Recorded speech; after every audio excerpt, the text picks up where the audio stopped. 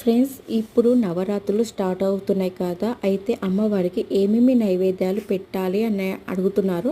అయితే అమ్మవారికి ఏమైనా నైవేద్యం పెట్టవచ్చు. దానిమ్మ గింజలు, బెల్లం పొంగలి, అలాగే చక్కెర పొంగలి, లేదా గేదె పాలు లేదా గేదె పాలతో తయారు చేసిన పెరుగన్నం కూడా పెట్టుకోవచ్చు. ఇలా 9 రోజులు పూజించాక 10వ రోజు మహాపూజ చేసుకొని ఉద్యాపం చెయ్యాలి. అయితే ఒకవేళ 10వ రోజు శుక్రవారం వస్తే తర్వాత ఉద్యాపం చేయడం మంచిది.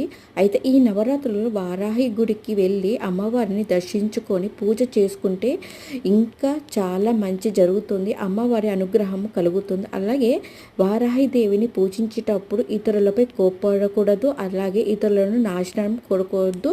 అందరూ బాగుండాలి, అందులో మనం కూడా బాగుండాలని మనస్ఫూర్తిగా కోరుకొని పూజ చేసుకోవాలి ఈ నవరాత్రులలో.